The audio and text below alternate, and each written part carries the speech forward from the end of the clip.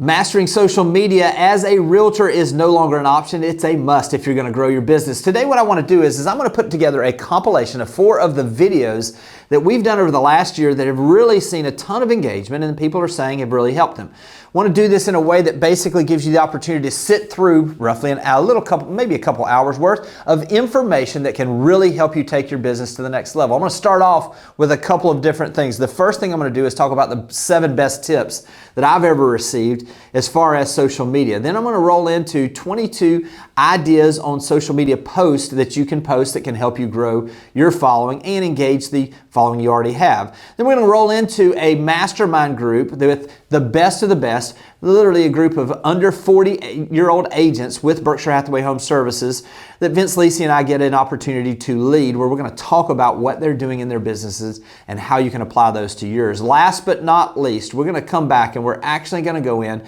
and this is a panel discussion I had at an event that we had with 3 top agents, where we're going to talk about exactly what it is they do on social media and how they grow their business through it. This is a video that after watching this completely, I know that you're going to be in a position where you're probably going to know more than 90% of other realtors as far as social media is concerned in the entire country. This is going to give you an opportunity really to take your business to the next level. I know it's going to be helpful for you. Get your pencil ready, get your pen ready, take some notes and start applying these things, and I know your business will grow. Social media continues to become more and more important for those of us that want to see our real estate businesses grow. So what I want to do today is I want to share with you a couple of things that I've found and that we've been applying to some of the agents that I work with in a way that has helped their business grow. Social media gives us so many opportunities to find our ideal client by attracting them rather than chasing them, to continue to deepen existing relationships, and to also for us to make new relationships that will continue to feed our business into the future. So let's get to these tips. The first one is this: master one platform at a time. You see, what happens when we first start getting on social media is we get this shiny penny. Oh, I've been on Instagram for 3 weeks, but I hear TikTok's good, and we start trying to do that. Oh, I've heard that LinkedIn's the place to be for someone that's looking for someone that's maybe an executive level type of person that's their ideal client, and we shift over to LinkedIn. No, ideally, the best social media platform for you is the one that you master, the one that you build your following on, and do it one at a time. Once you've mastered one, it will begin to feed the other platforms that you're a part of. It will begin to give you the understanding. Once you've gotten to a place where you've gotten everything together on one, now we can continue to go to the next. But until you've done that, focus just on one. If I had to pick one platform to suggest that you start on, it would be the one you're most comfortable on. Start where you're comfortable. Start where it is that you have a little bit of knowledge and begin to grow that platform. Once you grow that platform, I promise it's going to give you the opportunity to begin to expand. But become the expert on one platform at a time, and your success will follow. Number 2 is have a plan and a set of goals. Really, when we're looking at social media, the plan of action is just as important as the execution. If you don't have a plan of action, and what we call it a content calendar, in other words, you make a decision that I'm going to do certain things on certain days, it becomes very difficult to stick to that plan of action. I'm going to use Instagram for this example, but it really would apply to any of the platforms. Make sure that you're going to have a certain number of stories each and every day. Those are the things where you're really documenting your journey. The second thing we're going to have is we're going to have one post a day. What is that post going to be on? Each day have a theme. Monday motivation. Tuesday tips. Wednesday midweek motivation. Whatever it is for you. Thursday favorite home. Friday favorite neighborhood. Whatever it is, begin to build a content calendar where every Monday it's going to be this type of post. Every Tuesday it's going to be this type of post. Every Wednesday, Thursday, you're going to have something that you know, and begin to lay these out. Take advantage of the opportunity of planning ahead so that each day when you get busy, you're not, oh my gosh, I got to do this. When you have a plan of action and you begin to execute on that plan of action, results follow. Number 3, be authentic. Don't be somebody else. Be yourself. Being yourself attracts your ideal client. Now, some people, I had one agent that told me when we were talking about this, she said, well, I don't know that I want to do that. I'm not sure who I'll attract. It may be somebody a little weird. That's who your ideal client is. If you're a little weird, your ideal client's going to be a little weird. If you're someone that has a sense of humor, ideally you'd find some clients that have a sense of humor. If you're very numbers driven, you're an investor, talk about the things that interest you. It will attract your ideal client. You don't have to fake anything. Just be who you are. When you're authentic and when you add value to your authentic self of who you are, I promise it attracts those people that are just like you. Authenticity is key if you're going to see success on social media. Number 4 is be consistent. Consistency leads to conversion. What is it that you're doing where you know that every single day I'm going to do this. Every single day I'm going to have this many posts. Every single day I'm going to have this many stories. Every single day I'm going to put this many videos out. Whatever it is for you, be consistent. Don't overwhelm yourself. Do what it is that you know that you can do and push yourself just a little bit to do a little bit more. Consistency is key when it comes to social media. If people are always seeing you posting on social media, then they'll become comfortable with you. The more people see us and they become comfortable with us, the more they begin to trust us. The more we're top of mind when it comes time for not only them to purchase or to sell real estate, but to send a referral our way. Consistency is key. Stay focused. Stay with that plan of action you have and consistently add value to the marketplace. When you add value to the marketplace, value comes back to you. Number 5 is document your journey. Make sure that as you're going through the process, you're sharing with people. Listen, we have the advantage of being in a business that people love. There are so many TV stations simply devoted to people wanting to watch people do real estate, go in and look at homes, choose homes. What is it that we can do to tap into that urge that people have to see more information about real estate? Could you say, check out this home I just walked through, and you just pan. Check out this backyard that's amazing. Check out this kitchen. This is my dream kitchen. Whatever it is, document your journey. Talk about going on listing appointments. Talk about how you were able to solve people's problems. Talk about the inspection and what that process was and how you overcame the fact that you had an inspection that maybe needed some repairs. What is it that you do on a daily basis that people would find interest in? You may be surprised how interesting your daily activities are to others. When you document your journey, people begin to follow your journey. And when people follow your journey, your business grows. Number 6 is respond to every single comment that you get on social media. This is what drives me crazy. You're working to get engagement and then someone responds to a post that you make and then you don't respond back to them. It's like they've left something there and you just didn't go pick up that gold. Every single time someone responds, it does a couple of things. By you responding back, it connects you with them, whether you know them or not. It also kicks the algorithm into working in your favor because every single social media platform promotes the posts that have more interaction. So if someone comes on, makes a comment and you respond back, now you've got 2 comments, which builds momentum. And then they respond back. Respond back with a short question possibly of, thank you for doing that. Was there a particular one of the things that I said in the video that stood out to you? I'm trying to figure out what it is that I can do best to provide value to my clients. They respond back. Now you got 3 comments. What is it you can do to increase your engagement? The biggest thing you can do is make sure that you pick up the gold that's laying on the ground where you're responding to and connecting with people that are already responding and trying to connect with you. This drives me crazy if I see someone has taken the time to put up a post, a video, and then they don't respond to those folks. Make sure you're taking advantage of every opportunity you have, and this is a big one that can help you in multiple ways. The 7th best tip I heard for growing your social media platform is from Gary Vaynerchuk. It's called the $80 principle. And basically what this is he's suggesting that you go on and you give your 2 cents where you're commenting on other people's posts. 2 cents basically. Get that? You got $1.80. So where does the rest of this come from? It comes from this. Here's who we're going to be responding to and how we're going to grow our social media. Go into the hashtags. You're going to find 10 relevant hashtags. And you're going to make 9 responses to each of those 10 hashtags that you find that are relevant. Now, how do you find a hashtag that's relevant for your business? Maybe it's your city. If you go in and you go into the search bar for Instagram and you type in whatever your city is, Santa Rosa Beach for us, Raleigh, North Carolina, whatever it is, and you type in Santa Rosa Beach, you'll begin to see what the other hashtags have been. So if you do hashtag Santa Rosa Beach, all of a sudden it tells you what the top hashtags were. It gives you that information in the Instagram search.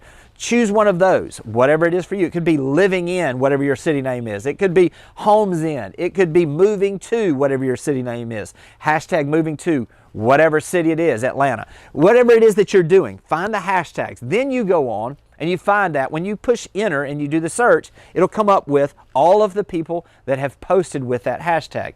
Go into those. Find the ones that are maybe the ones that maybe aren't the biggest and most, the ones that have been commented on the most. Find the ones that are relevant, that maybe asked a question. Maybe there's a comment and you begin to read the comments and you see someone saying, hey, this is something I was interested in too. Do you have a favorite restaurant in Raleigh? Do you have a favorite restaurant in Atlanta, in Santa Rosa Beach? Whatever it is, when you go in there, respond to that in a way that adds value. Or go in and comment and say, this is a great post. I really appreciate it. One of the things that I love about our area is boom, boom, boom, boom, boom. Now, all of a sudden, you've got the ability to begin to generate connection. Here's how the $1.80 principle works. You find 10 hashtags, they're worth 10 cents each. Now you've got $1 spent. Now you're going to go in and you're going to leave your 2 cents on 9 of those comments on those relevant hashtag posts, and that comes up to 90 different places. Typically, it takes about 2 hours. Now listen, this is something that is very specific, but every single person that I know that has gone in and done this principle has seen their engagement and their personal following grow dramatically as well. If you're looking to grow, this is the principle that I would suggest. Go in and find those hashtags, make those comments, become a part of the community, and then all of a sudden you're going to begin to see people start moving towards your social media. They're going to follow you, they're going to start interacting with you, and ultimately they'll become clients or referral partners. This is a great strategy that will definitely work if you'll work it. Your social media is not just going to grow on its own. It's going to take you having a plan of action, being authentic, being consistent, interacting with other people, and absolutely engaging when those engage with you. If you'll do these things, I know it'll help your social media grow, and it'll ultimately help your business grow. I hope this has been helpful, and I'll talk to you soon. Next up is 22 social media post ideas that I know you can apply immediately. This was a video that we shot earlier this year that really goes in depth into some of the ideas, helps you generate maybe a little more creative thought on what it is and the value that you want to bring to social media, so that when you're posting those things, you're thinking about what is it that someone's going to walk away with that they take of value. When you do that and you apply 22 of these, I know it's going to help you grow your business. One of the most common questions I get from agents is, I know I should be posting more on social media, but I'm not sure what to post about. So what I want to do today is give you 22 different ideas of social media content that is really at the forefront of what's happening right now and gives you the opportunity to connect better with that ideal client of yours. The first post idea is check this out post. We get an opportunity as realtors to see some pretty amazing things. We get to see unbelievable kitchens that have been remodeled. We get to see outdoor living space that can take our breath away at times. So think about it this way. If you walk into a house and you see something that really stands out to you, what if you just pulled your phone out and just simply said, check out this great kitchen, or check out this outdoor living space, or look at this pool, look at the views from the back porch of this home. You see, when you highlight some of the things that you're doing, it grabs people's attention. It gets them more engaged with you. It's a great place to start. Make sure you're taking advantage of all the great things you get to see by sharing it with others. The second type of post is testimonials. You know, we're at a place where there was a study done that said that online reviews and recommendations are now being guarded almost as highly as a personal recommendation. Many of us have those testimonials that are in different places. They can be on Zillow, they can be on realtor.com, they can be on your website, wherever it is.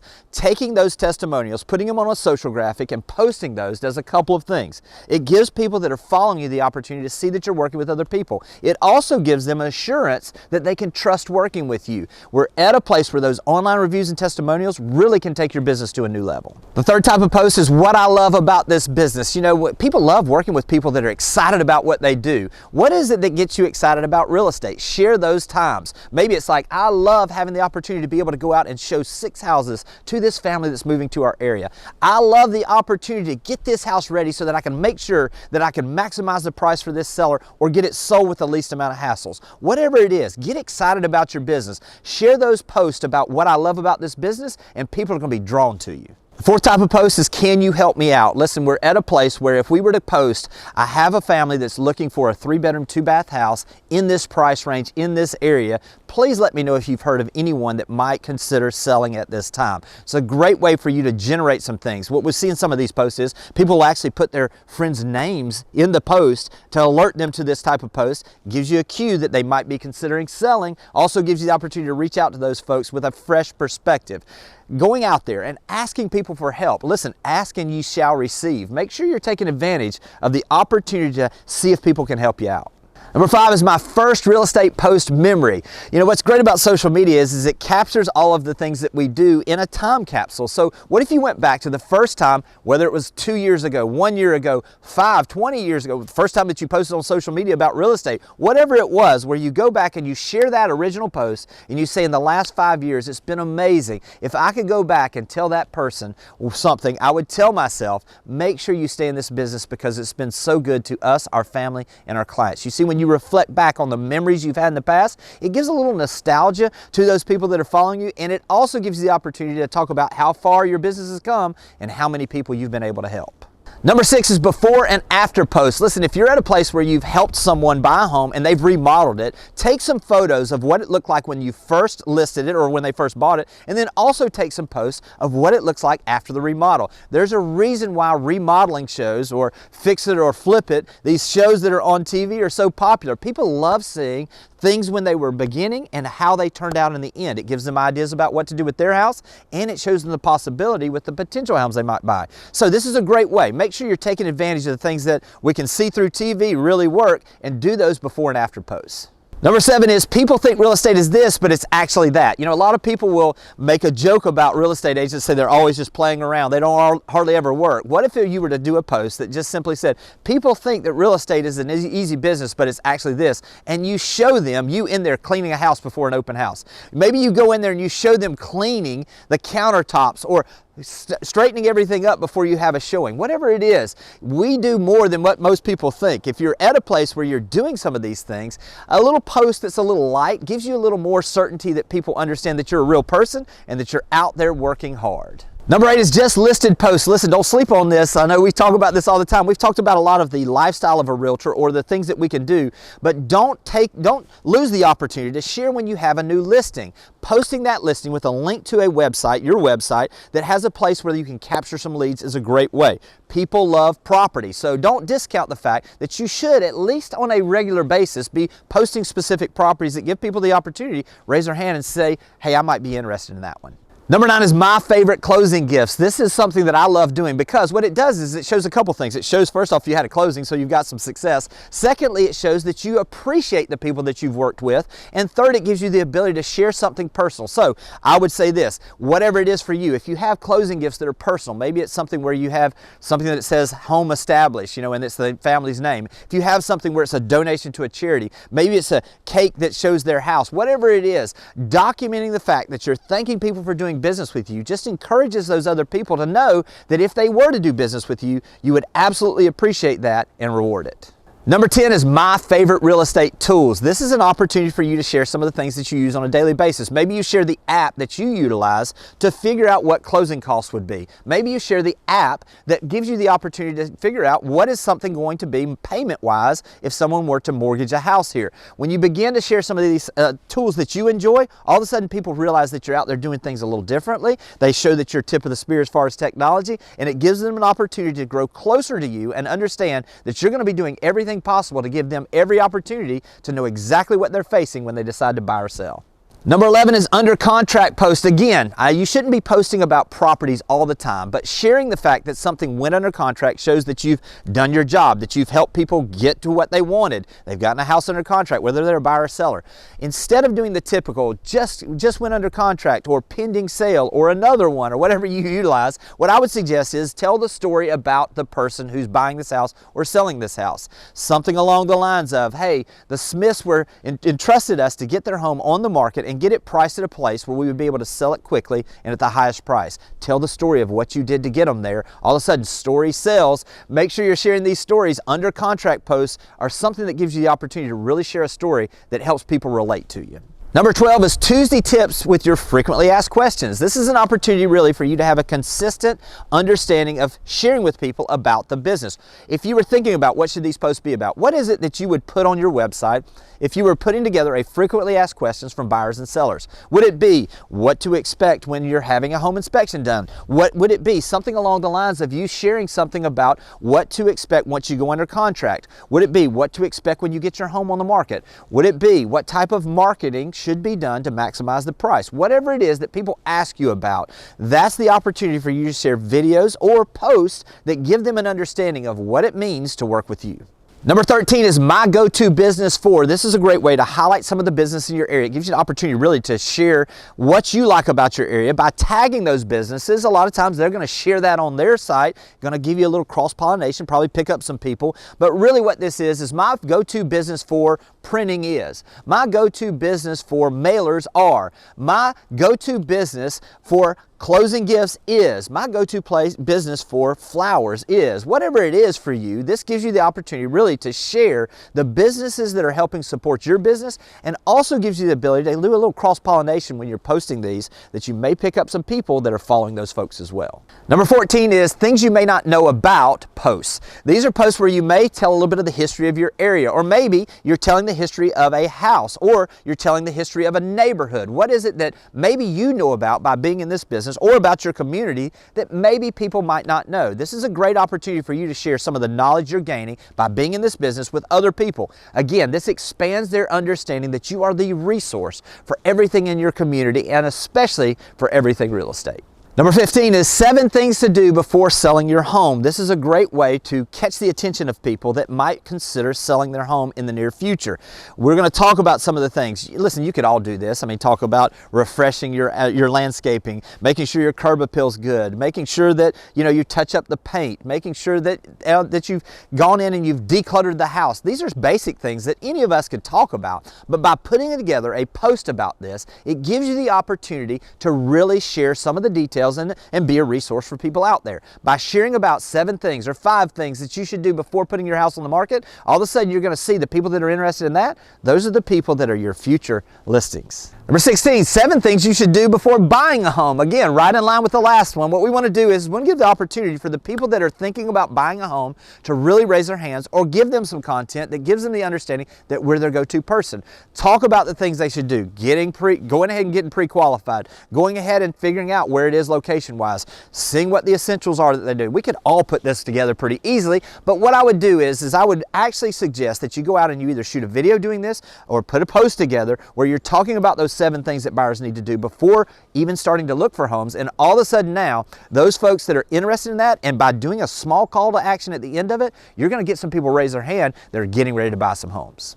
Number 17 is a video walkthrough of a listing. This could be coming soon. This could be your first day of having a listing there. This could be just a house that you found that you really like, that you get permission from the listing agent, even if it's not yours, to do a video walkthrough and share it on social media. By doing the video walkthroughs, you're giving a little bit deeper understanding of what a house is. The way I always like to phrase it is, hey, listen, pictures are 2D. What I want to do is give you a video walkthrough with my iPhone. It's not going to be perfect, but it's going to give you a flow of the home and give you a better feel for exactly what this is. Your iPhones now have the ability for you to have a wide angle lens as you're walking through, which makes that video even easier for those folks to watch. This is a great way to show some value. At the end, I would do this, a little kicker on this. I would say at the end that if you're curious about any of the homes that you've seen on the market and you're not in the area, or time is of the essence, feel free to reach out to me. I'll be glad to do a video walkthrough for any home you see on the market and send it your way. Number 18 is a Friday favorite post. This is a great way for you to find your favorite listing that's on the market right now on each Friday and say, this is my favorite listing on the market right now. It gets consistency because they start expecting it on Fridays. It gives you an opportunity to share this where you're driving them back to your website where possibly you capture some new leads. It gives you the opportunity to share a property. Now again, we talked about this a little bit earlier. We don't want to overwhelm people with product.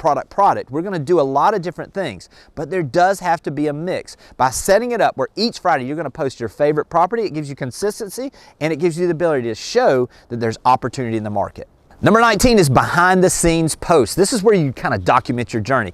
So what if you did a post where you talked about all the things you're going to do on day one of a listing? We're launching a listing. Today I want to let you be a part of this, and you're going to either share it on your story where you're talking about putting the sign in the ground, getting it in MLS, getting the ads going, posting on Facebook, posting on Instagram, doing all your posts, doing the marketing, hosting the open house, whatever it is. When you document the process, you show people what you do, and they begin to understand how hard you're truly working.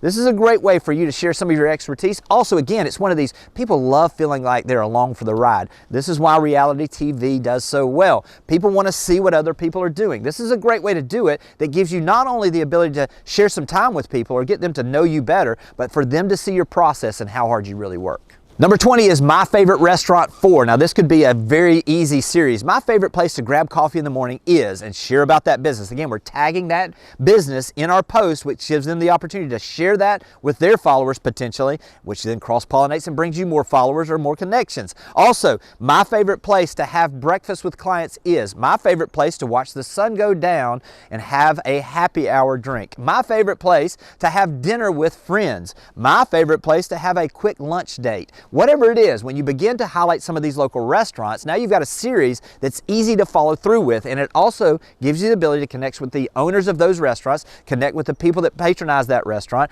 and cross-pollinate and grow your social media following while you're actually out there highlighting other businesses. Number 21 is just sold posts. Now listen, I'm gonna put another spin on this because listen, I don't think this is, again, as we talked about earlier, this is not the time for you to be saying another one, we're the best, we're number one, we sold another one. This is where you're gonna brag on your client, or you're gonna brag on the people that were involved in the transaction. One way to do this is to say, I really wanna say thanks to the lender, the title company, the inspector, whoever was involved in that, and tag all of them in the post. They helped this great family find their ideal place. Whatever it is, by tagging more people, by sharing the story, by thanking other people, you're really at a place where you're growing an understanding of who you are as a person. But when you shed the light to shine the light on someone else, I promise you the light gets brighter on you. Number 22, and last but not least, what I love about our community. This is where we get to highlight and brag on our area. We get to talk about the things that we love. We love the park system. We love the summertime in this area. We love the festivals. We love, what is it that you love about your place? Your excitement for your community shows that not only are you just a realtor, but you're a real person that is vested in the area that you're selling. When you do this, when you share that gratitude for your place, when you share the things you love, people are going to love you even more. The secret to social media is having consistent content that entertains and educates people. All of these posts we've listed are a list of things that can help you make better connection, which leads to more conversion, which leads to more contracts. I hope this has been helpful, and I'll talk to you soon. Next up is a mastermind group that I'm privileged to be a part of. We really just recorded what these under 40-year-old agents are doing to use social media to take their business to another level. Tons of ideas on the platforms they focus in on, what they focus in on as far as posts, the types of posts, the most engagement they have, and how they've been growing that audience in ways that's generated hundreds of thousands of dollars worth of GCI for each of these agents. This is one that I know at the end of this, you're going to have some ideas that you can apply immediately. I don't want you dominating the entire conversation, or right. We're gonna want everybody to participate, and we're gonna expect everybody to participate in any of these conversations we have. So, I mean, let's open it up if we could, just with, you know, of all the social medias, right? Because it's from TikTok. We're hearing people use TikTok. Who would think TikTok is a business vehicle, but it is. To LinkedIn, which is very more business orientated. You know, if you could say, what is your jump in and say, what is your preference of your favorite social media platform that you use in regards to you believing helping you grow your business and pick up additional clients. So if you could nail one down, this is your one that you believe has gave you the greatest increase in business and growth, what would that be? And so open that question up. Get us started, Heidi. Heidi, you're the right. social media guru. Thank you. So off of Instagram last year, I made $100,000 with 3,000 followers. This year, my goal is 6,000 followers. Jimmy's helping me get there. So I hope to personally make 200,000 alone off of Instagram. So that's my number one. Number two is LinkedIn. Number three would be Facebook, and I just haven't dived into TikTok the way I want to. So on Instagram, why do you believe that generates the most activity for you? Why do you believe that's the place that's growing your business the most? The stories. And what are you doing differently there? Then go ahead. Yeah, so the stories keep them engaged, because stories are only up for 24 hours. That keeps them engaged with my everyday life. And then I also have them contribute. So like if there's a poll, they get to like pick things. So they feel like they're along for the journey, which is a lot of fun. Also, they know me. They know my personality, so that when I walk through the door, if they do call me to sell their house, they already know me, they like me, they trust me, I have the deal. So that's been really wonderful there. But also, Referrals also, though, right? I was just going to get referrals from other realtors has been incredible. So right now, I'd have to ask my TC, but I bet we've got 45 referrals off of Instagram alone this year that we're just waiting increased to exposure. But I love the thing that I heard you say that I think you kind of skipped over that I think is important is you have polls, you have engagement, right? You get them engaged in that conversation. Yep. And we were talking about building relationships. The more engagement you have, the stronger a relationship is over time. And sometimes I will do something just for realtors, and sometimes I'll do something just for Joe Public. So I try to bounce around a lot. I used to only be Joe Public, and I wasn't attracting realtors. And then I noticed that by attracting realtors, my pocketbook got much more affected. So that's been something I kind of changed about probably during COVID. Have you done anything particular to add those agents in other places? Have you done any type of promotion or followed other people or anything in target markets? Yeah, so when I'm on Instagram, if there's anybody that has a good social media presence, I always try to tag them while I'm doing things because I want them to reshare me so that other realtors see other realtors and then they see me and they want to follow me there. So that's been really big, but also like being at convention, being at Explosion, being at your conference, like the face-to-face has been huge. Y'all, Explosion, I've gotten 7 referrals alone off of Explosion from last year. But it's all about face-to-face. Increase the price of Explosion. Yeah, right. Well, business has always been about face-to-face, right? Like this is nothing new. It's just now we can do it for free and fast. Yeah. So I could talk about this for hours, but I make sure I do that. Because Heidi has never changed. Heidi is the same exact person that I met 4 years ago. The difference is instead of Heidi captivating me in a one-on-one, what social media does now is it gives you the ability, if you're willing to be transparent and use the stories, for Heidi to then have it to the world and captivate the world. So the advantage on all of this, and I want to just speak to the stories real quick and then I'll be quiet, I promise, because I've been really studying this and we were talking about this last night. Your engagement, the algorithm for your stories starts on a daily basis with Instagram. So the first post you make on Instagram with your story in the morning sets the tone for Instagram on how much it shares your stuff to not just your people, but by the hashtagging to other people. Starting with a poll, starting with something that's going to get engagement, helping each other by when you see those polls, those things in the morning, by commenting on those things, liking those things, sharing those things, it's going to help each other too. So just be cognizant of that. You want to speak to any of that stuff too that you do to... Well, also using captions. So if you ever see my stories, I like to do captions a lot so that if most people aren't using their volume, because most of them are at work while they're watching this, so making sure you have captions on there will keep people watching your stories. If I don't do it, I'll notice that like I'll get a big shot of people watching the first thing and then it kind of trickles out because they can't hear me, so they just go on to the next story. But using captions keeps them involved and then also keeps them commenting and whatever. But social media is called social, you need to be social. So you can't just do it one-sided and hope they come back to you. So like Sierra and I have a constant, almost daily talk on Instagram about like, hey, have you seen this? Have you seen that? Whatever. So do that. That will grow this loyalty because when people think about real estate, I said this at Jimmy's conference, when people think about real estate, most people know 12 realtors. I want them to think Heidi. I want the other 11 to just be like, fine realtors, but I'm the expert. So every day I'm trying to win their attention and their trust. You want to speak to the mix of content too? Something you're doing as far as, because you're doing the stories, but you're also doing reels, you're also doing those. What does that mix look like for you? I don't know. I wing it. Fair answer. Yeah, I wing it. It really depends on how I'm feeling and what I've got going on that day. Do you have a pattern? Yeah, I have a printout I can share it, but... Okay. Yeah, mine is totally like, I'm a creative person. If I'm feeling creative, I'll hop on a reel. If I'm too busy, I don't. Or at least you're systematic enough to say, I've got to do this so frequent. Yeah, so my stories... You may have a schedule more than like I'm going to do a reel versus a post. Content calendar type of thing. I don't do a content calendar, but she does. She's much more organized than I am. When you look at stories, there's I guess it's an orange circle around it when there's a new one that's up. My circle never closes. So a lot of you know my dad is like on death's door right now, and I was up visiting him on Sunday, and my circle was closed. And I was like, oh my gosh. So I went on what Keeping Current Matters, and I shared something just to have it out there because that is my rule. Like I always have to have something out there so that the engagement continues. Because to Jimmy's thing, like every morning, the algorithm matters. So I've got to make sure I'm feeding the engine. Do you have your Instagram synced up to like your Facebook and your... Yeah, I wish I didn't. I'm wondering how that's working. When it automatically goes over, the algorithms don't like that because you're not using that individual social media platform. Mm-hmm. She's saying like if I post on Instagram, does it automatically go on Facebook?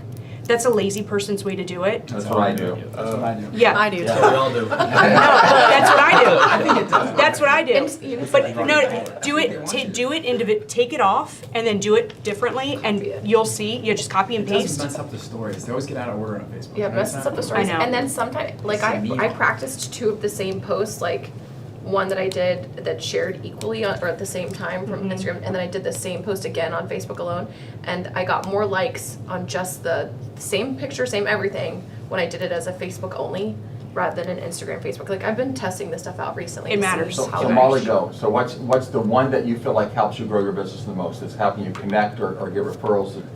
It's actually, I would say both Instagram and Facebook, and this is why. Instagram, I'm getting like millennial buyers buying second homes, move-up buyers a lot on Instagram.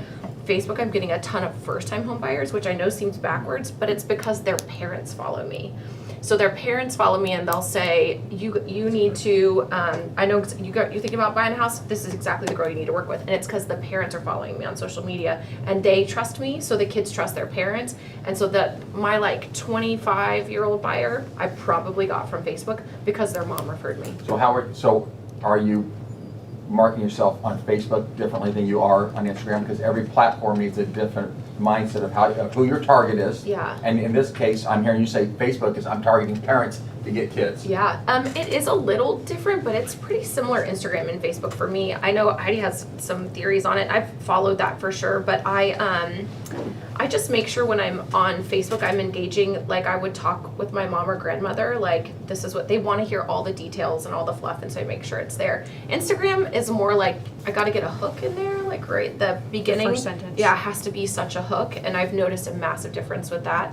I've also been testing a lot of reels. They don't transpose over to Facebook well at all, so that I feel like I'm losing something there, because I think it would be very entertaining to the people I have on Facebook if they could see what's going on Instagram, but they haven't moved over. So that I'm trying to figure out. I've done some like screen recording, and then I've moved it to Facebook to see if I could get them that way, but sometimes they take the sound out. Like, that whole thing I'm still trying to figure out.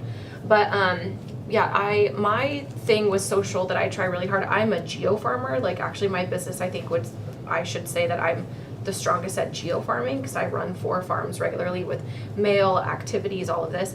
And the reason why social media matters in that picture is because it's where everybody sees it all come together.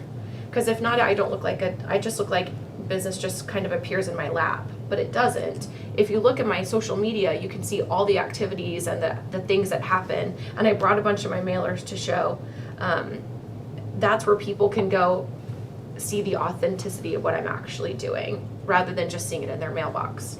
So social media is why it's going out there everywhere. Everyone, are you in some cases targeting then just certain locations or certain? Yeah, so all of my ads are targeted to my geo farms. Okay. Like my social media ads, I literally have like drilled them down to those areas now. I used to just blanket everything, like spray and pray, but as the market has shifted and I know it's more competitive, because Houston has, our MLS I think recently reported like 48,000 realtors in the general Houston area. That's insane. Yeah. So I don't want to spray and pray because everybody's doing that. So I really just drill down to my 4 markets, or my little geo farms. And I did the math on those. Like, I knew they needed a solid leading agent. I knew what their turnover rate was. I knew the age of the buyer and seller there, how much equity they had in their home. And that's why I focused on those 4 areas. Can I add one little tip to that we're seeing some opportunity right now too, is as you're sharing the story, if you've got a feeder market and you've got a buyer that you sold to, as you share the story of that person, take and drop the pin, tag them, with them where you're tagging their friends where they might see it. Drop the pin instead of in your location or the area that you're noting to their location. And then it circles 15 miles around and it specifically targets their followers, their connections in their market where they're moving from. And as we know, birds of a feather flock together, so that gives you that ability really to reach out into a new market as well. Andrew, you do quick question for Molly. How often do you mail to your geo farm? Twice a month. If when I just started the new one, I sent something out every week for a month for 2 months, and then it's twice a month other than that. Okay. And how big are those geo farms? They vary in size. So one has like 1,300 houses, one has 600, one's like 9, and then the third one has like 250. It's a smaller but much higher price, and that's my newest one. I also started with like a special newsletter for that neighborhood, because the average price point in that neighborhood's like 1.2 million-ish, and I want to be in there bad. Thank you. The most important, before we go to Andrew, the most important thing that I'm hearing here out of this whole thing is, right, there's no one platform. Social media, marketing, open houses, I mean, client appreciation. There's no one platform that's going to help you continue to grow your business. They all have to complement each other, right? Yeah, it has to be cohesive. That's the one thing I figured out. I have listened to these things, and being here has changed my business 100%, but the one thing I have learned is just to be consistent. Whatever it is you're doing, just stick with it for a while. Like, don't try it for 3 times, it didn't work, and throw your hands up. keep at it. Andy, what are you doing? Which platforms are you using? Well, the overarching thing here is studying these platforms is a strategic exercise, and it changes so frequently, you have to pay attention to it. So that's first and foremost. TikTok's changing every week. Instagram changes every week. The owner of Instagram will come on and say, here's what we're doing now on Instagram. You better pay attention to these things. That's a good follow if you're not following them. Absolutely. You gotta, so that overarching, you have to be a student of this stuff. This isn't for fun. We're talking about business. Now we're talking about social media. There's like those 4 platforms, LinkedIn, TikTok, and of course Facebook and Instagram. Then you also have search. So we're not talking about search, but it's kind of together. Search being Google and YouTube, where you can show up for search terms. Also, equally as important, underutilized in my opinion in a lot of ways, grossly in our industry. And then you have social. Everyone's so heavy on social, and that's great. But I want to talk about YouTube. Please, we might do a video about that later, because I think YouTube for agents seems to be a blue ocean where there's not a lot of sharks swimming around in that water. There's not a lot of blood in the water. So I'm literally doing things now where we'll just do a generic, and I'm a big fan of everything everywhere. So hey, create compelling content. That means if you're creating compelling, and compelling means it doesn't suck and people want to watch it, which is hard to do. If you can do compelling content, why wouldn't you put that everywhere? Hey, this is good stuff. This is a cool house. I want that everywhere. So compelling content's one thing we can talk about, and then distribution is the other thing we can talk about. Those are 2 different things. Creating compelling content, distribution. But on the distribution side, once you have the compelling content, you want as many people to see it as possible for the least amount of dollars, for branding. So you have to ask yourself, what is my goal when I'm distributing this content? Is it just to get people to see me? Is it for my personal brand? Do I want to own the mind share of the people? When you think about real estate, I know you have 12 people, but they're not me. That's good. Or is it, do I want leads? Do I want name, numbers, and emails so I can have someone harass these people until they buy? Which is also good. So if you can identify that, then you can decide how you want to distribute these things. So anyway, back to YouTube, what we found is unbelievable like arbitrage here, where I spent $200 is the number. $200, not a lot of money. And we have on a video tour, and the house was a dump, kind of. So it doesn't have to be this crazy sexy house. It does a 200K row home, fine. And you do a tour of that house, and if you promote that on YouTube, and no one does it because no one has went into Google Ads Manager, because it's not as easy to do on your phone inside an app. But if you are willing to do that, $200, I got 33,000 views. This was like 2 weeks ago.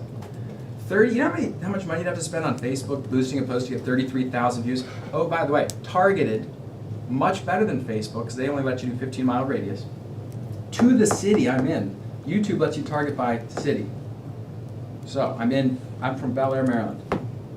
I got 33,000 people to watch this 4-minute video. 80% of them watched the whole thing. Wow.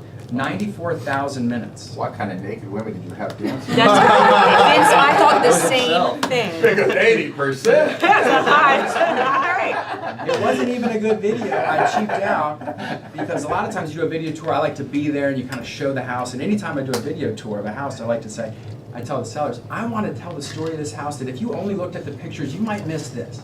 I want to control the narrative, and you bring the seller in and they love you, they tell their friends about it and they share it, and you bring your seller in to help you distribute the compelling content. So Angel, when did you do that, the video? No, I mean, did you do it like as your listing is going live, or when did you? We're very serious, and it's the more tactical listing stuff. We want to control that listing process tight, and there is no winging it. And this is exactly how we're doing it on a timeline. I brought all kinds of cool stuff that we can riff on. But like how I present it is I say, this is how we stack the deck in your favor. And we don't play games with this. We don't put this house on the market. We're doing it just like this. What day can we be ready for photo and video? And from there, everything trickles out. So we want to stack the deck in the seller's favor. So, but the day you do that is the day it goes active? It's, you want to do that? week, and so we can, You want to do I that think like- that's your question, yeah, right? 7 days before you go coming soon. Or So your MLS allows that. yeah, but even if it's, say for day coming soon, 7 days before you go active, I want that video running. Now there's some legal shit. Well, coming soon will allow you to legally promote that. I think every market's a little different. Yeah, we don't have coming soon in my market anymore. Every market's gonna be a little different, but just accordingly, the sooner you can get it out, the better. Yeah, Ultimately, for this, it's very strategic. It may be different for you, but there needs to be a very active plan. When Andrew sits down with people, as we've gone through some of his listing presentation, there is no room for error. This is the plan. This is the results we get. This is why we're different. So whatever it is for you, some little things that you can do strategically like there, is, what is the most active day on your personal website? If you know that, now your analytics are there, and you tell somebody that, they're like, oh, this is different level. So it's just being specific like Andrew does and strategic in that. It wouldn't matter if he did it 7 days after it went pending or 7 days before. He's looking for 33,000, how many minutes of him talking to people for $200? Yeah, but also, if he does it early, then if somebody's Googling it because YouTube is owned by Google, then boom, it goes to his information. Here's the why it's so great. That's true too. Anyone who searches that address, if you type any address on the MLS, Zillow will come up first or Redfin will come up first, not when you're on YouTube. If I do the YouTube ad and it's me presenting a compelling video, I come up first. Interesting. I come up, that's crazy enough. But the other thing is, how do they display those ads? And we went into this, Jimmy's gonna probably put a video out on it, which is, you wanna be in the YouTube pre-roll ads. And there's a little interesting thing here. Like, every time someone in that city who meets our demographic is watching whatever on YouTube, which is primarily parents putting on YouTube sing-along stuff for their kids, honestly. We pop up on the screen, and I can't tell you, I'm telling you hundreds of times. I just started doing this 2 months ago. Actually, no, around Super Bowl. Hundreds of times people say, oh my God, you came up on my TV, we watched the whole thing. It was so funny, you keep coming up on our TV. Other agents are calling me, how much does that cost? We were watching the Super Bowl, my kids were in the other room, and you're on the TV walking through this huge house. And they loved it. We wanted to watch it back. We couldn't watch it back. I'm like, I'm going to double, triple, quadruple down on this. Now, we'll probably ruin this in the next year and a half, and it'll be something else. But for now, to pick one, I like that YouTube. This Andrew, is the beauty do you film of this. your own, Tip of or the does spear. somebody film it for you? No, we have a video guy. But you could film it yourself. I think some of the most compelling content is taking this. And you're saying, gee, look at, like, these phones are so, no one has an excuse not to do it. So this whole thing is, look, the reason you don't create more content is because it's not in your schedule, and you talk yourself out of it, and that's just the deal. So if you're not willing to get over that, then you can just sit out for a little bit.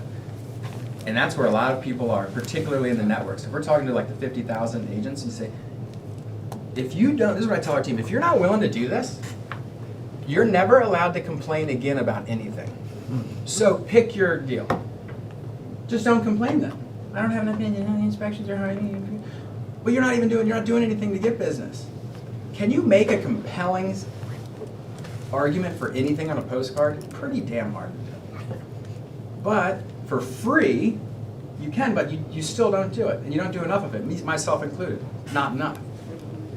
Some of the smartest people around the country, we're at Boomtown, some of these top teams from any brand, they're coming up to me and saying, hey, I like that you only take listings and you do content, but you should probably just do the content. Smart people have just been there and done that. I'm thinking, this is something. So guys, we're like, Gary Vee says, you're really running a media company. Yeah. To your point, it's when you say, the comment about postcards, it's like the world we used to live in was the opportunity was defined for us. You could only produce X, and so everybody had to produce X. So naturally with the web, the power's been opened up. YouTube, we're all our own movie studios. We're all our own production studios, or can be. And so that's real power. You can choose not to use the power, but don't be surprised when your competition does and beat you. Well, and I'll say the last thing on this, and we can jump, is you still do everything, because everything does work. So we do the postcards, and Berkshire Hathaway's got a relationship with Express Box, right? But on those postcards, I got a QR code, and I have a big arrow that says, check out this video, and it's the YouTube video. Right, and that's my point It's is, just like they all have to tie together. You have to be systematic in what you're doing. Multiple lanes. And now stories give you the ability with the links. You don't even have to have the 10,000 people to have it where you do a clip out of that and you have the little blinking arrow to the YouTube video, so you can circle there. Sierra, and this is a good point. I think everybody does things differently.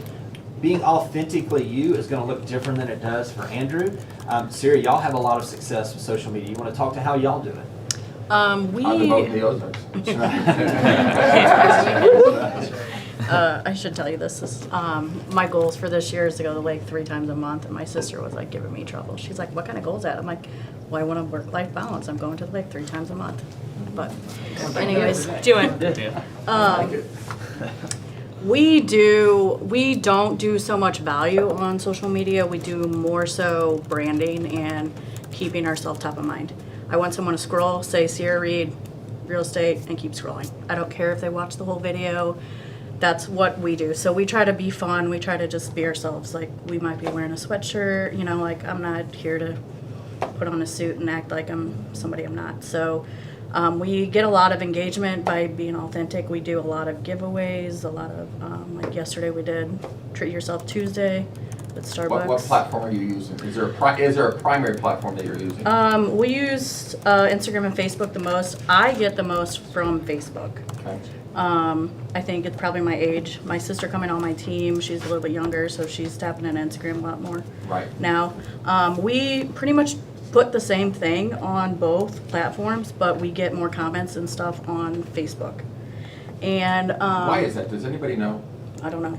Facebook's still the biggest. I universally see that there's more statements on Facebook. Now, I think watched. demographically it matters. Yeah. Like where you are in the world. Does it? If your average home buyer age for your area is lower than average, then it's going to be Instagram that you're going to be getting Yeah. most Right.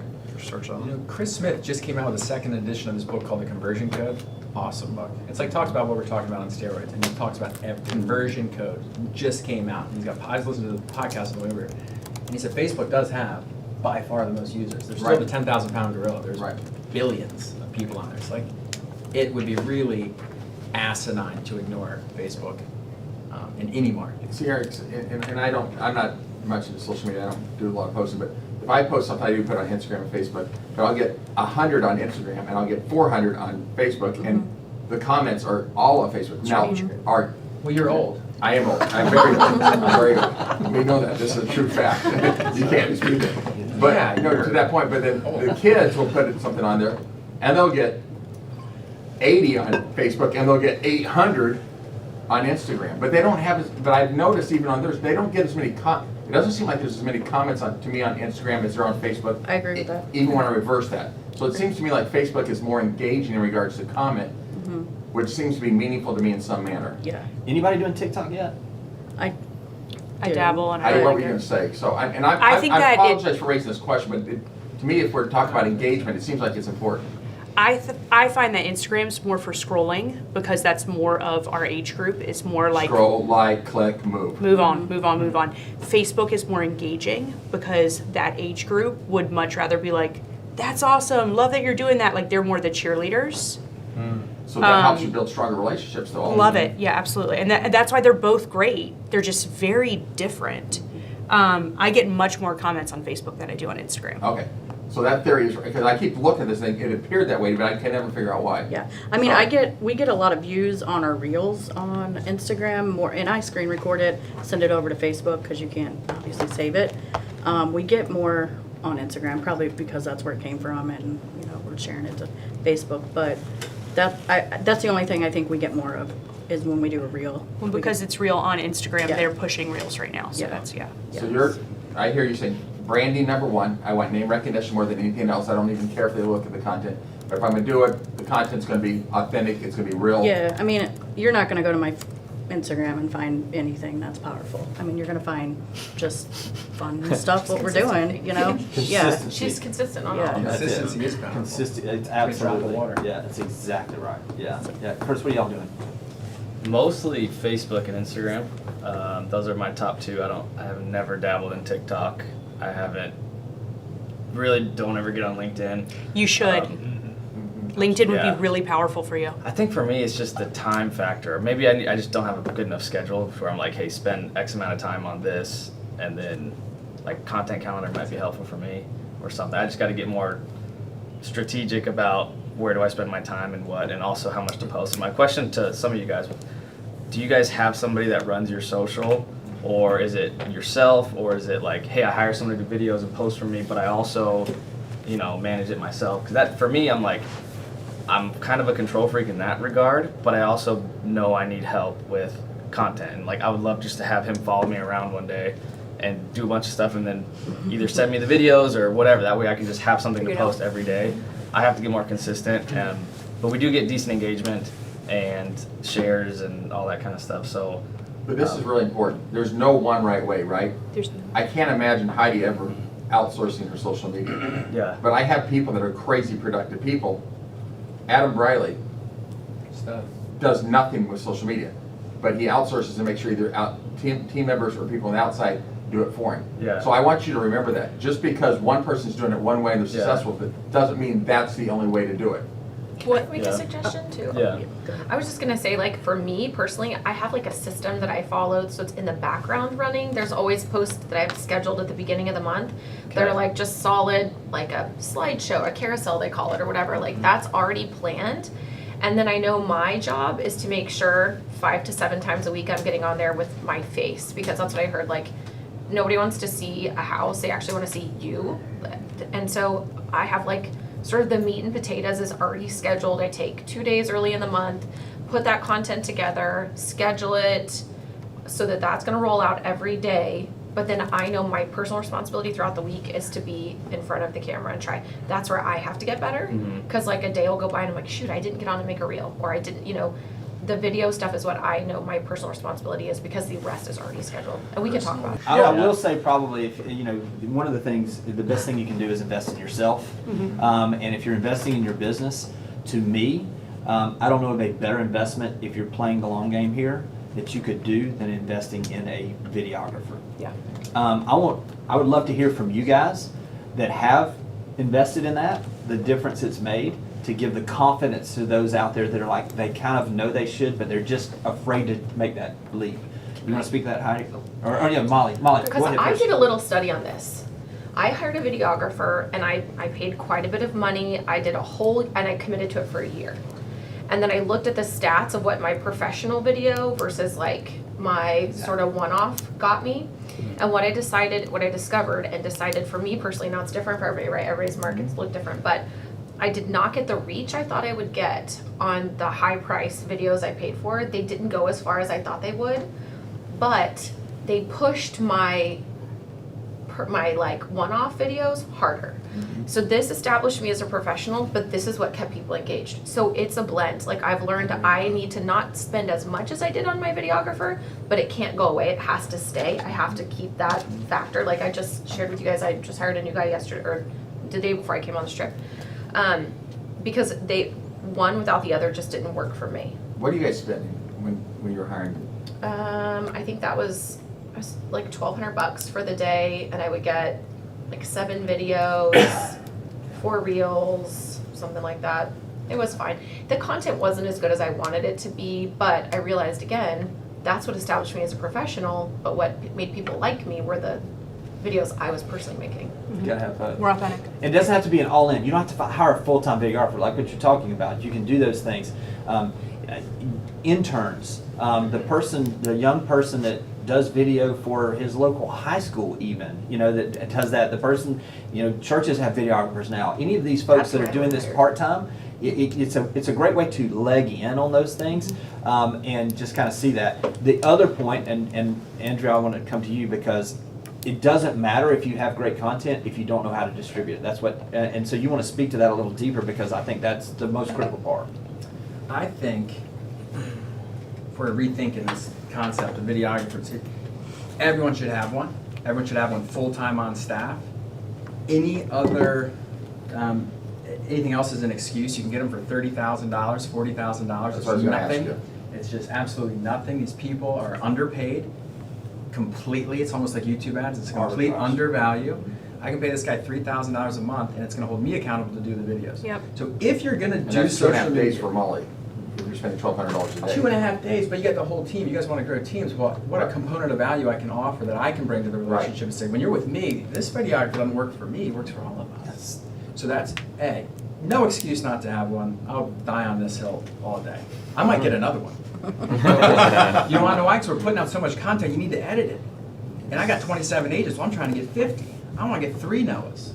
Because this is the best investment you can have. But before you get to that point, you have to personally decide to say, am I going to just foot around with this, or am I going to go for it? Because if you're not going to go for it, just find something else to do. Just do direct mail. And you can do your stories, and it'll be okay, and you'll get a little bit of business, and you make a little bit of money. But if you really want this, if you want to blow this thing up, if you want to be an icon, you're going to do this. And there's no Just figure out which side of the road you're on.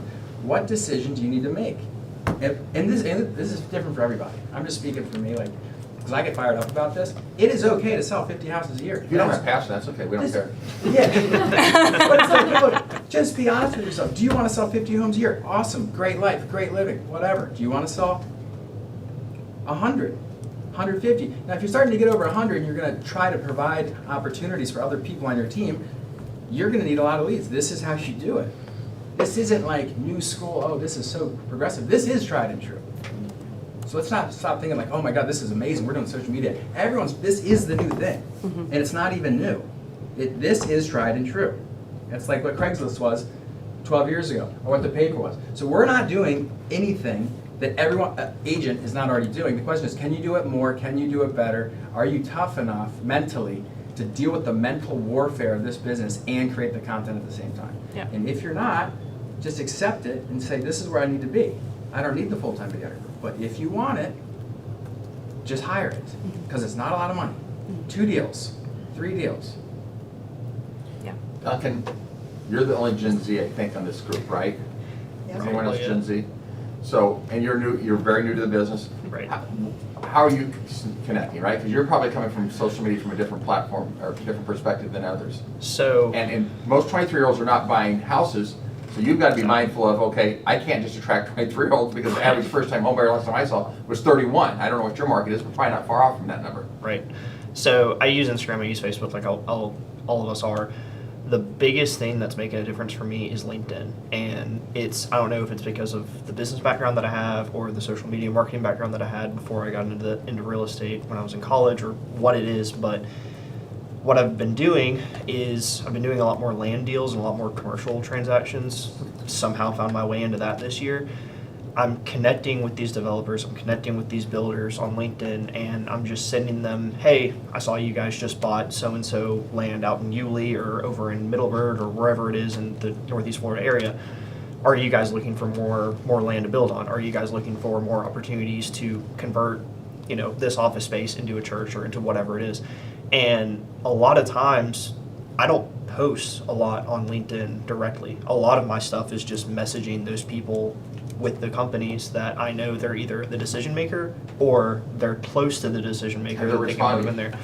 I've gotten about 60% response rate. So and this is great right Yeah, here, right? Especially in low inventory. You want to talk about land, that's what everyone wants to talk about. Exactly. I mean, our land inventory right now is as low as it's ever been, and we still have. I think Jacksonville was number 3 overall in the nation for overall growth and development for the city itself, and Northeast Florida even more so.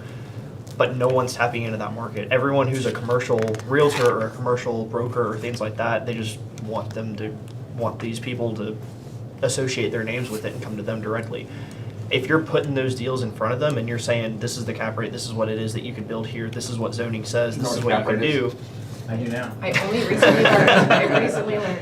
If you're putting these things in front of them where you can break it down, okay, this is how much it's going to take to get what you need, this is how much development is going to cost, this is how much these things are going to take, then you're already, like you said, you're already doing the grunt work for them. And a lot of times, I mean, I've had people come to me back from the message and say, hey, we are interested, but not right now. Okay, cool. I see what areas they're looking at, and I send them stuff just randomly through the message. Send them a LinkedIn message from the MLS listing saying, hey, this is about to come on the market over in that area, or I know you're doing something in Nassau County. If you guys want to break into St. Johns County, there's this land. It's the same zoning as up there. If you want to do something. So are you very giving similar. them off-market stuff? Because that's what people really want. That's why, if you're talking, It's so sexy right now. I just told someone the other day, I'm like, you want to do something with me? Go find me a bunch of industrial ground Yeah. and bring it back to me. Hey, I got you. Seriously. That's now serious. we're talking, Yeah. guys. Do some deals right But now. you're got to get out of your comfort zone, right? Because you're not just waiting for MLS to bring you a deal, because you're not going to go find me 60 acres of industrial ground, probably list on MLS, because then I have 20 other people I'm competing against. Absolutely. If you're coming, I don't want you to bring me a deal that I'm competing with 5 other people on, right? Right. Bring me a Yeah. deal, let's go to the farmer, let's get the deal done. Exactly. So that's off the social media, but I do want to follow up on that later on. How are you doing those things? Because this is a huge avenue to build wealth and hopefully maybe even start getting cut into deals outside of just earning commissions. Oh yeah. There's someone in our office that she she had something closing in the land realm and commercial realm. She said, all right, whatever my commission is that I make, put it into the company, and I'm a part-time owner, or I'm a part owner. And That's what she's we were talking making about earlier that today. passive income off of it, right off of that. So there's opportunities every day to get into the big money deals, the land deals, the stuff that no one else is getting into. Because, I mean, first-time home buyer market over here is insanely saturated, as is the luxury market. And it's good to have those coming in, but you need to differentiate yourself. Super and smart. See, put so yourself as the nobody, expert. I wouldn't have, I guess almost nobody, who would have guessed 23-year-old LinkedIn, no, LinkedIn was the social media vehicle he's most focused on that's helping him grow the most. Dig it. Right? I'll bet you if you had 100 people in the room, not 2 people would raise their hand and say, oh, a 23-year-old's using LinkedIn to grow their business faster than anything else. You got to think differently. Yeah.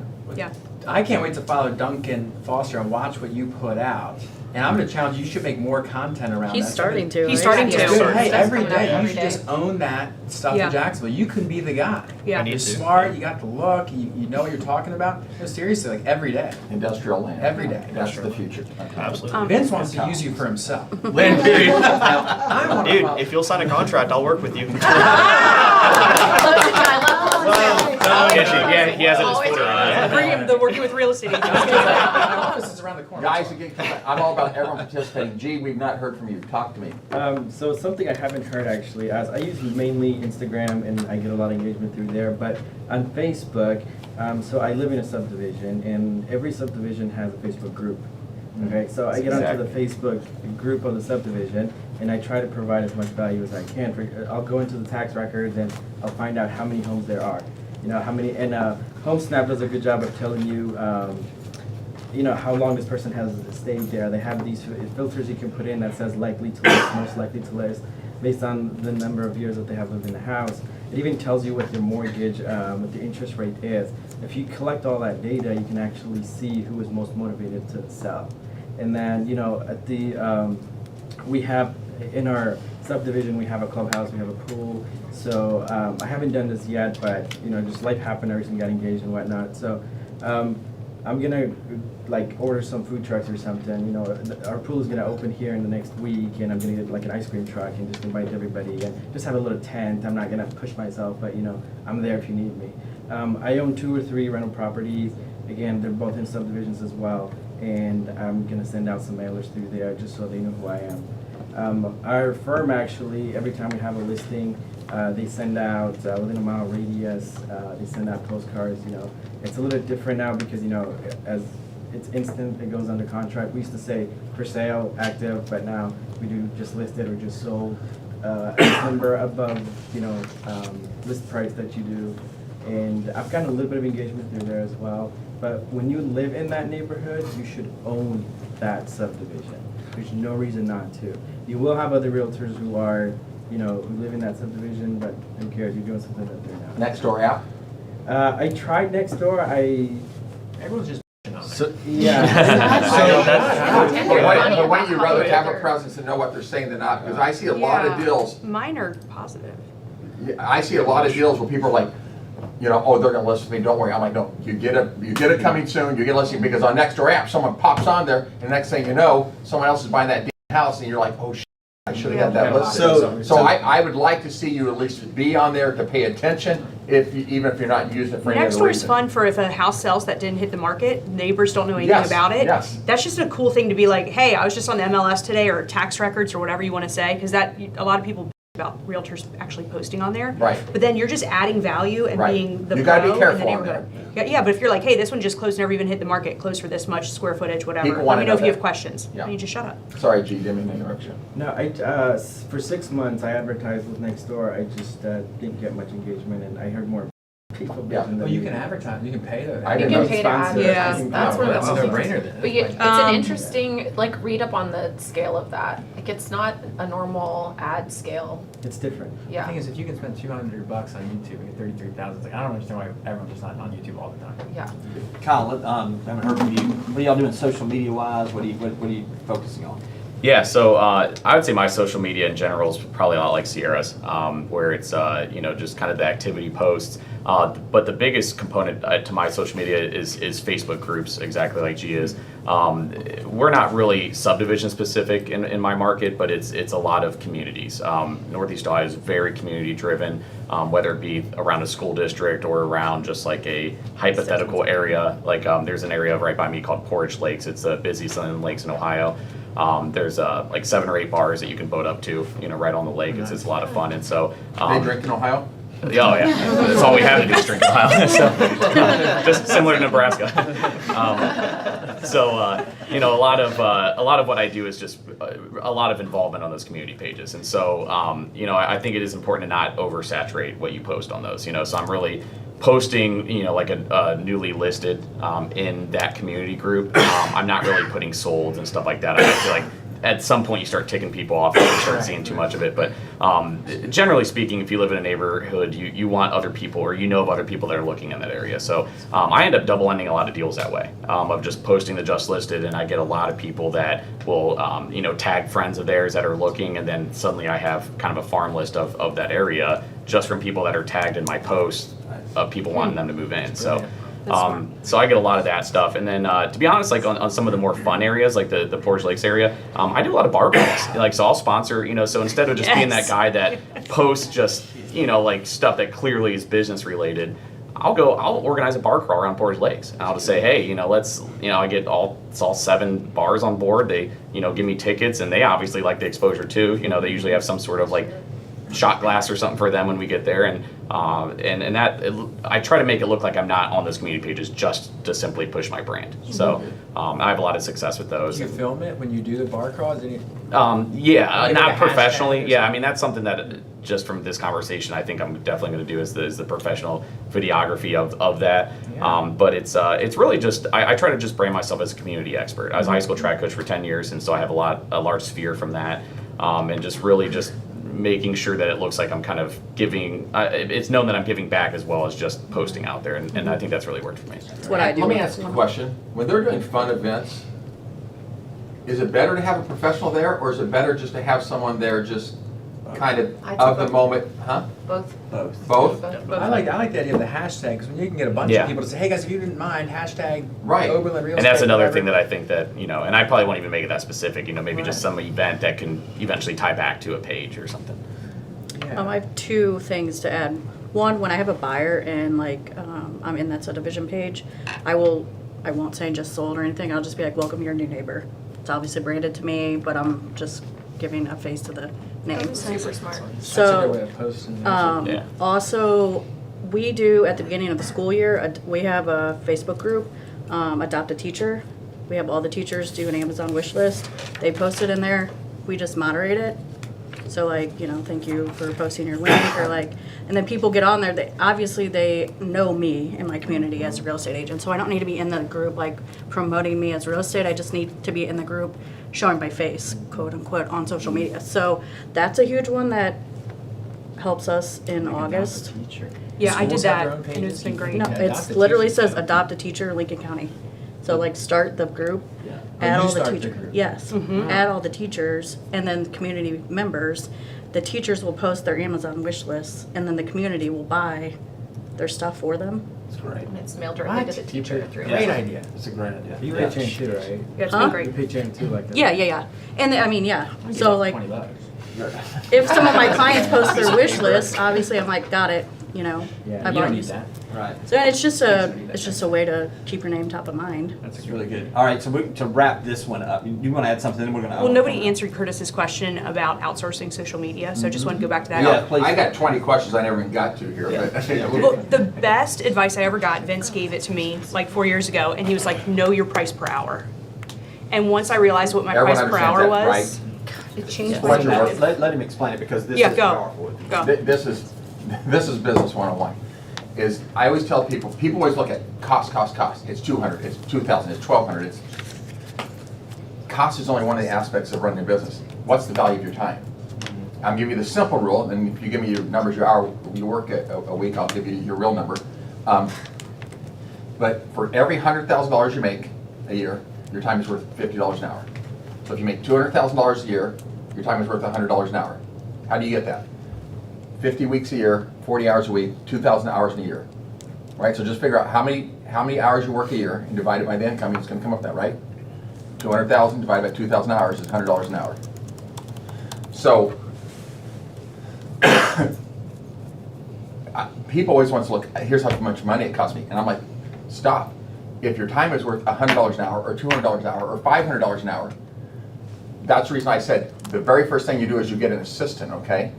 When you start building a team. Because here's what I know. I know as a person that's a rainmaker doing 40, 50, 60 deals a year, they're spending 20 hours a week doing non-productive, non-revenue generating, non-business growth activities. Yep. That is $20 an hour work. Why the heck you're worth $100 an hour or $200 an hour are you doing $20 an hour work, right? Yep. So understand the value of your time. Make sure that you're spending your time doing what will yield you the greatest result, the highest and best use. To this point, go hire somebody else to do the stuff that needs to be done to give great customer service, to do follow-up, to do all these other aspects to have a great business, but that's not what you should be doing. That doesn't even make good sense. I cannot understand why anybody that's worth $100 or $200 an hour is doing $20 an hour work. And they're not doing it an hour or two a week. They're usually doing it 10, 15, 20 hours a week. You're not only screwing your business, but you're taking your personal life. There's no work-life balance. You're capping yourself. Megan Owens was stuck at 70, 80 deals per year until she finally went and hired somebody, a full-time assistant. Now she hammers out $140,000, $150,000 a year, making $1 million a year in Omaha, Nebraska. And it was that one simple thing. She understood. I had to stop. She didn't understand until I forced her to do it, but she understands now. She had to stop doing all this non-productive, non-revenue generating activities because there's only so many hours in the day. She couldn't go beyond what she was doing. Yeah. And to me, I love social media. So to me, that's my downtime. That's my, go play around with golf. So I love it. If you don't love it, then sub it out, because you need to know your price per hour. This is a great point. I'm going to come around the room as I'm making this last point. I want you to be thinking about this. If you had to tell everybody in this room one suggestion that is working for you that you would suggest they do with social media, that's what we want to end on this session with. I'll give you a perfect example of what Vince is saying. Noah's here videoing for us. He's been videoing for us. He started his business because he was out in Omaha. You heard this story before. He's been in the business 6 months. He's got over $10 million pending and closed as a 21-year-old. He is one of the best videographers you will see, but guess what happens when he takes a listing? He hires someone else to do his videos. Because he already understands that his time, even though he loves it, and there's a certain portion of it he wants to do, he understands the value of his time is to be on the phone with those sellers and those buyers.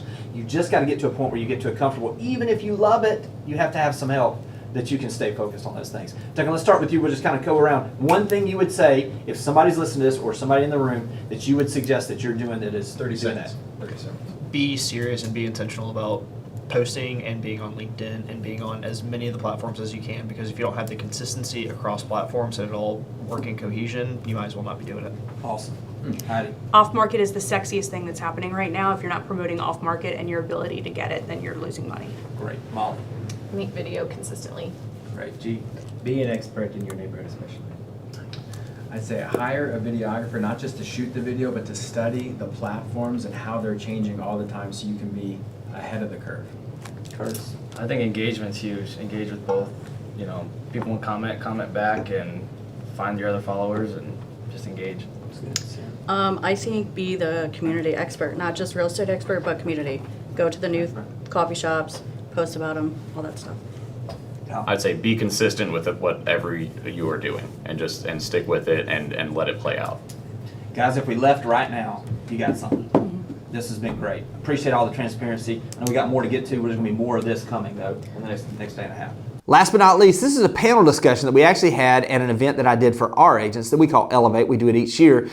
In this video, you're going to hear from Heidi Harris. You're going to hear from Molly Slagle and Alicia Kopp on exactly what they do in their businesses that have led to social media being one of the main drivers for their business growth. So I love events. I love sharing ideas with agents. I love getting agents together in a way that helps everybody grow. And we got the opportunity to do that. And with our company, basically what we did maybe a month or so ago is we gathered all of our agents together, and we had agents that were top producers from all around the country come in and share what was working in their business and what they're doing to make sure that they're not just doing real estate, but they're living a life that has abundance as well. And so this one is something that was pretty special to me because I got to get 3 of my friends together. I actually had Molly Slagle out of Houston, Texas. I also had Heidi Harris out of Raleigh, North Carolina, and Alicia Kopp out of St. Louis, who do a great job on Instagram and with video. And we shared some of the things that they're doing in their business in a way that people could practically take them and apply to their business. This is one of those that I know that if you'll just listen in and take and apply 1 or 2 of the things that you hear on social media, it'll make a big difference in your business. Now let's get to it. Some of the things that maybe you may not have thought of. What's great about this group is we've got along the journey, we've got a number of things that we're going to talk about when getting started. Obviously, then we're going to have, 201, 301, and we're going to have some pro ops opportunities there as well. So if you don't mind, I'm going to let y'all introduce yourself. Alicia, if you don't mind, where you're from, that kind of. So I'm Alicia Kopp. I am from St. Louis. So I started focusing on social media about 2 years ago. I realized when my son went away to college that if I didn't get on Instagram, I would never keep up with him. That's right. Something new. So when you started, was it something that got you started as far as something in particular that you were thinking about? Yes, so I had asked one of my boys if they could read this newsletter and this Facebook post, and my son said to me, Mom, do you have a video version of that? Like, do you really want me to read through this whole thing? And so when I started doing research, I realized 80% of content is actually coming from video. So I knew at that point I had to pivot, make some changes. Absolutely. Yeah. Heidi, introduce yourself if anybody doesn't know you. Hey y'all, I'm Heidi Harris. I'm from Raleigh, North Carolina. You can follow me on Instagram at Home Sweet Heidi. That's like Home Sweet Home, but it's Home Sweet Heidi. I got started when I started in real estate in 2012. I had no sphere of influence, so I had to make one, and I got on Facebook, and then Instagram came around, and I've just been hustling ever since. And every year I make about $100,000 in commission off of Instagram. This year my goal is to do $200,000 off of Instagram. Yeah, it's impressive. Molly. I'm Molly Sold It out of Houston, Texas. You can follow me on the gram. I just started my 5th year in business. I closed just about $23 million in volume, and I've seen a steady growth. I was Rookie of the Year that first year, 100% because of Facebook. The business I got that first year was all Facebook business, and I don't mean from ads. That was just me just churning and burning on Facebook. Like, here's what I do and here's how I do it. None of us pay for ads or That's right. Yeah. Just want to say that. And then I figured out a way to hone my sphere through social media. And for a while, I realized now as an agent who's done this a little bit that what I was using Facebook for was really like a CRM. And now I use it to support my CRM. So and Instagram, actually it's funny. I met Heidi 3 years ago at an event for Berkshire Hathaway called the Rethink Council. And at that time, I think I had maybe 25 Instagram posts, and they were all like of my daughter and my dog and fish. And then Heidi was like, you need to get on Instagram more. You need to grow your business there. So I sat and chatted with her a little bit, and then I committed to it. So 3 years later, I have almost 2,300 followers. I think I made, probably about $75,000 in commission off of Instagram last year, right around that. And it's just staying consistent and following what Heidi had suggested originally. So let's talk about some of those things that you're doing that are really helping generate those that amount of business. So Molly, let's start with you. Kind of what is it that maybe you can talk about the type of content, maybe a flow if you prepare ahead, kind of types of things if you don't mind. Sure. So I do have a system, and you can see it on my page. But I do posts that are carousels. I do posts, and a carousel means different photos roll through, because I've discovered that if you have more than one photo, it'll actually show up on the feed more than one time, right? Like it'll come up the first photo, and then the next time the person refreshes the page, the second photo will come up. So I do like knowledge posts, I do personal posts. You will still see my dog and my daughter. And then I also put in video, and I have a fun fact, I use an Instagram creator account. You can look at your statistics on a creator account. It's free. You just change the kind of account that you have on the settings. And using those stats, I noticed that last year I invested in a videographer to help me do some really top-notch video work. But I get the most mileage out of these like little one-offs. Like seriously, that's the stuff, or the like setting up a selfie stick in my office and talking a little bit about the market and how things are going. So will I continue to invest in a videographer? Yes. Will I invest as much? No. And if I think it's really an important message that I need to get out there, it's going to be shot from my selfie stick at my desk. I will not do that as much anymore. Right. Because the authenticity is what people are looking for. It's great. Yeah, Alicia, you want So to I was just going to add to that. I completely agree. I've spent a lot of money on videographers, and what I'm seeing is a whole lot less perfection and more authenticity. I think that's what people want to see. I don't know if that changed, and it pivoted a little bit during COVID, but the perfect videos are not really what gets the most engagement with me. Yeah. And Heidi, I think you can speak to this too on your flow, but I'd love for you to speak to the fact that, a lot of people, they'll say, oh, well, you've had to have 10,000 people, you got to have all these people, but it's the depth instead of the number of people. You want to speak to kind of your flow, and if you don't mind, start us off after that. Well, talk to us about your flow first, and then we'll go to the next. So I'm a very authentic person. I met Chris earlier, and she's like, I follow you on Instagram, and you're so animated. And I was like, that's actually the right way to explain me. But I'm just myself on Instagram. If you don't like me, that's cool. Even if you don't send me your referrals, Raleigh, North Carolina. But be yourself. I don't do the things where people, well, Wednesday at 7 p.m. has really good engagement, so I'm going to post that. Cool, but if my daughter is crumbling and trying to go to bed, I'm not going to be like, hold on, Stella, I'm going to post this real quick for mommy's Instagram followers. So I'm just myself, and I just post when I can. I think that also creates a level of media trust. So when I'm going into a listing appointment and somebody follows me on social media, it's bonkers because they know me. I don't know them at all, and I have the job. Right. If they're interviewing other people, they're like, and we're also interviewing so-and-so, and like they just like to draw, and I'm like, okay, cool, that's great. But I get it, because they trust me, they know me, they like me, and it's so easy. Yeah. And y'all, it's free. Yeah. Heidi, you said once that when you walk into a listing appointment and somebody follows you on social media, you don't even really have to open your marketing materials. No. Yeah, I have it because I'm a nerd and I want to have it and I want to flex on them. But yeah, I don't have to work hard to get it at all. And then also they'll tell their friends, they're like, do you follow Home Sweet Heidi on Instagram? You should, you'll see my house, right? So it becomes this wave, and again, it's all free. Well, yeah, if you don't mind, Heidi, speak to that, because obviously somebody may be here and they're like, well, gosh, I don't even know where to get started. How did you begin to have the followers begin to follow you? What would you be doing now to gain that traction? Hashtags. Yeah. But first of all, I love to make up stats. So I'm gonna make up a stat for you guys right now. I bet 60% of you do not have an Instagram account. And I bet that you're sitting here looking at us being like, I don't care what the Heidi says, I'm not gonna get on Instagram. And you know what, that's fine.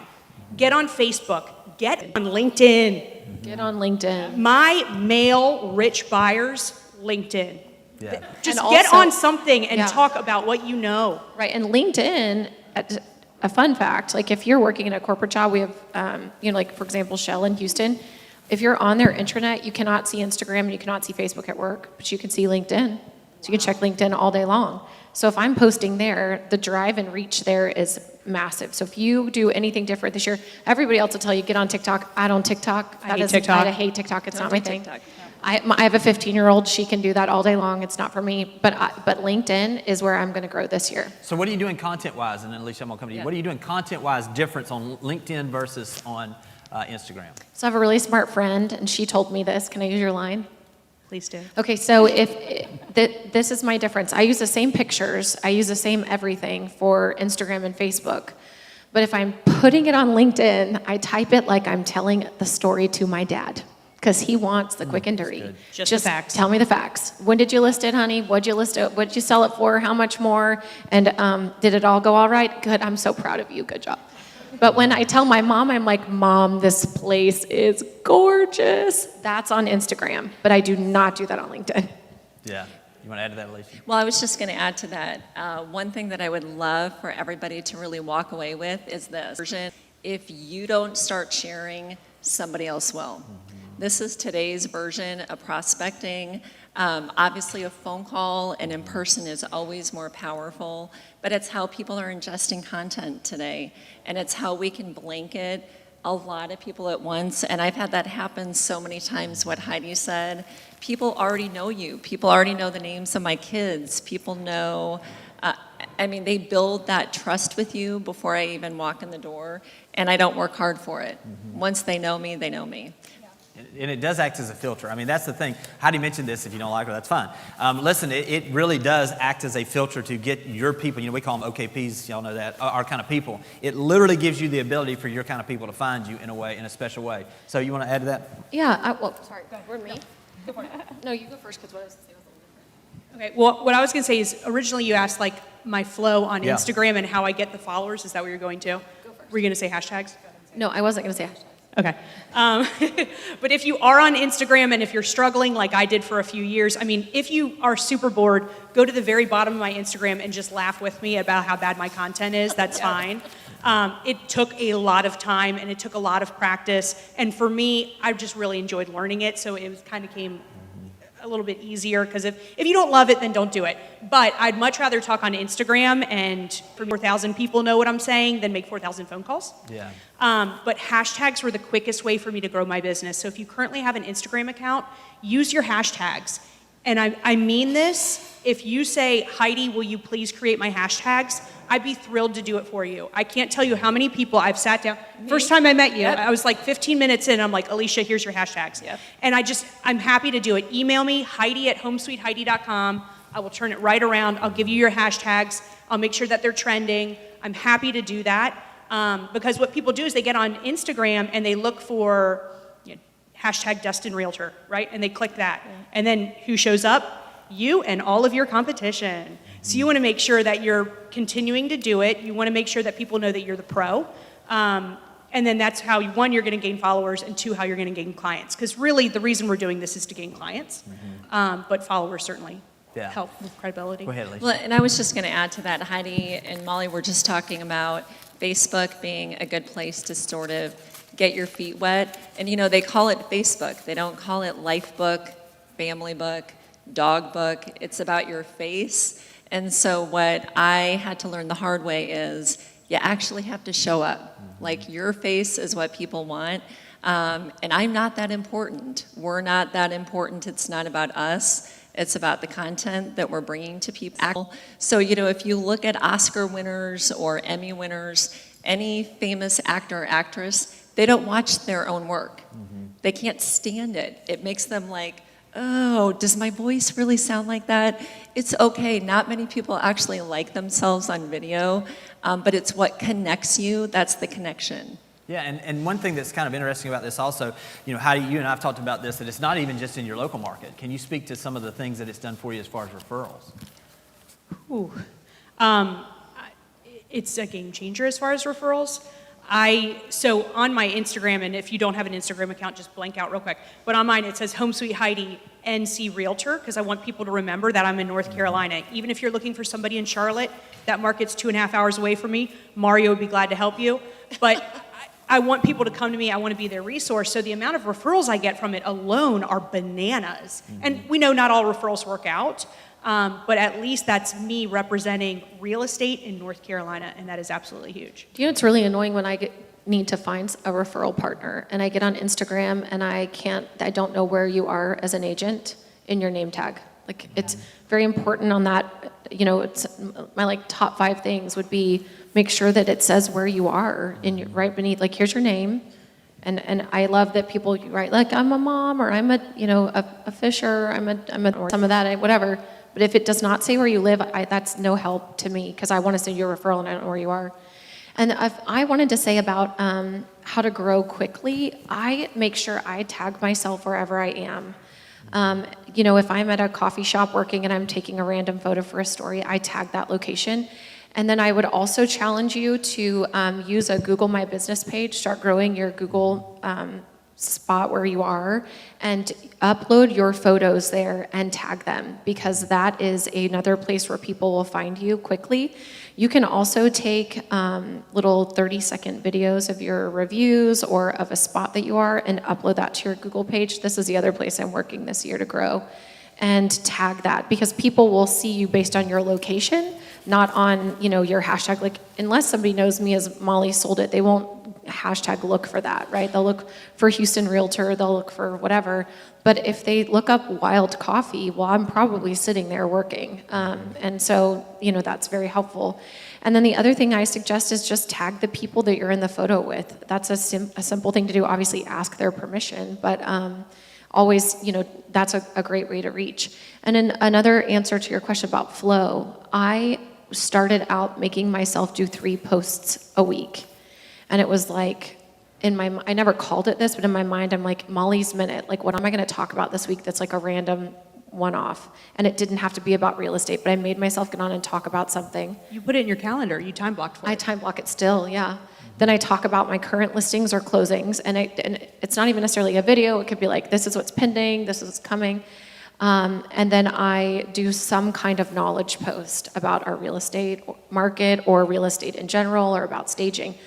I make sure that I'm doing those 3. I still do it now. It's become like a habit, and then I filter all the rest in. But if you don't know what to talk about, maybe try those 3 things, and then put all the, you know, the fun stuff. People love dog posts. Yeah, Lisa, you want to add to that? Yeah, And Heidi, I want yeah. you I was just going to tag on to what Molly just said. So if you have not delved into Google, this is the biggest search engine out there. And I can tell you right now, I have $3 million pending from people who just typed in St. Louis Realtor. And I didn't think that it would really work, but because I started on YouTube, YouTube is owned, Google owns YouTube. And so because the video content is there, that's how they, and I absolutely agree with just posting more photos. Ask your clients to give you a Google review. Google is huge right now. Yeah, this is a good shifting point too. If y'all don't know, Heidi and I did an interview of Heidi where we talked about Google My Business. To me, it's the most important thing you can do as far as getting organic traffic right now. And I think the thing's been seen about 7,000 or 8,000 times. So if you're looking for that and you want to really break down on how to do that, also just, you know, we've got a resource. Karina's been great to be helping some of our agents. I know that we were working on some in different places. And I know one agent that we literally optimized hers, and I think she had her first closing for over $1 million this last month, like 2 months after we set the Google My Business page up. I don't know where Karina went, but yeah, it was pretty amazing. Yeah. So focusing on that now. So let's shift to that now, Heidi. Yeah. Let's talk about Google My Business and some of the things that you're seeing with yours, and some of the things you're doing to optimize that.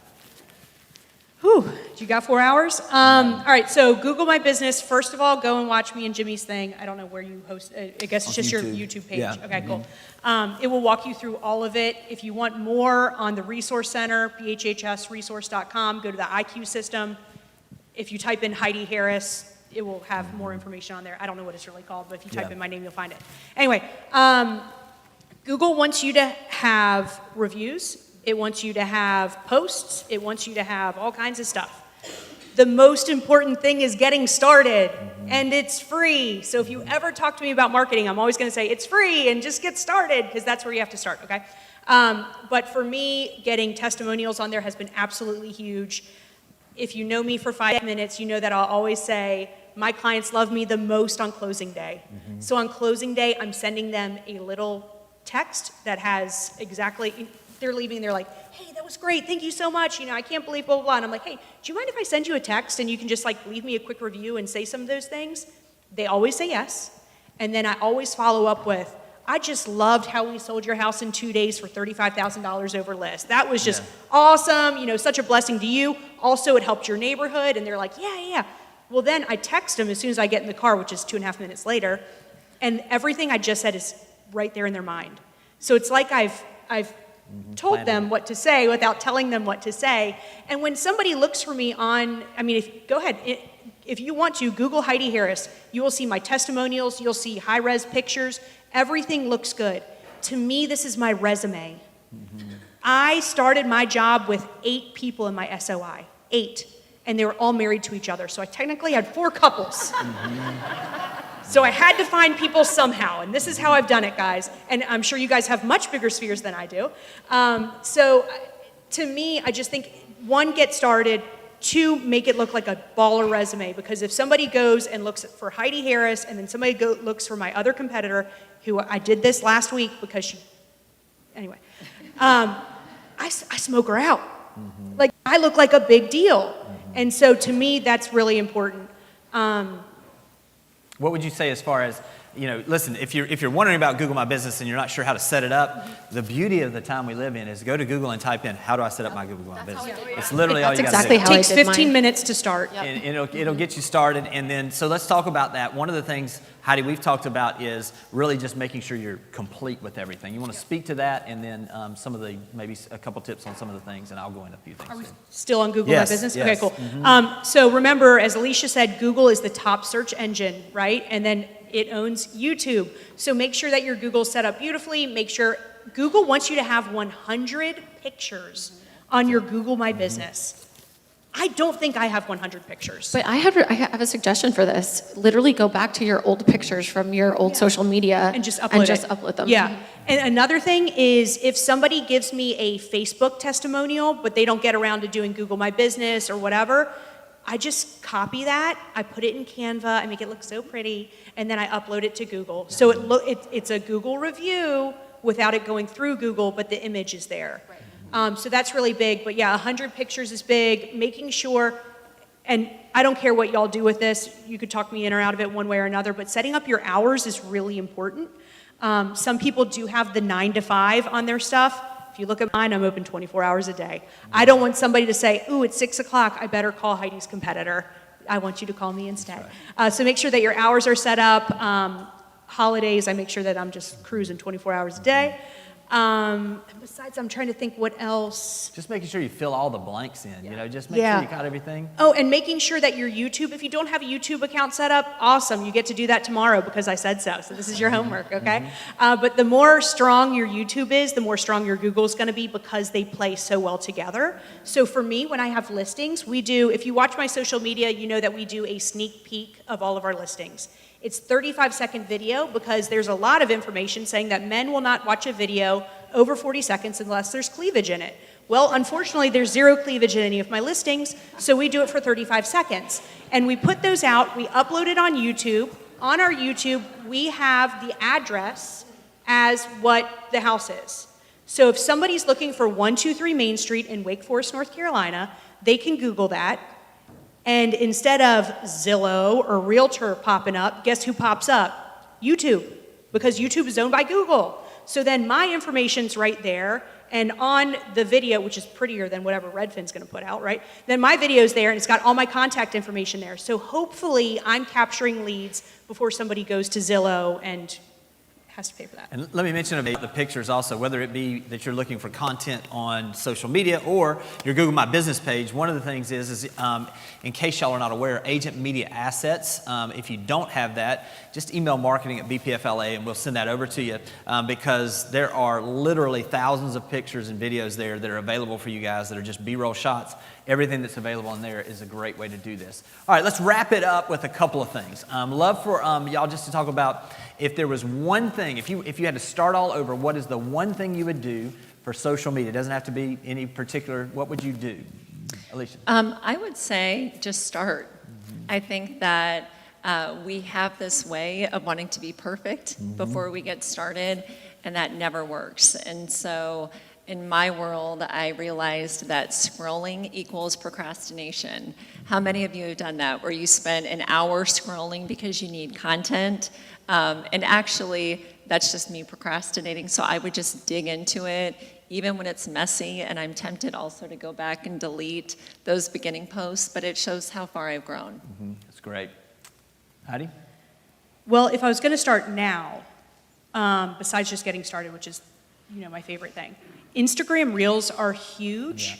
And they're kind of fun. They are. So look at my page, Home Sweet Heidi on Instagram. This morning, Molly and I did one. In Modern Family, Phil Dunphy, how he's a realtor.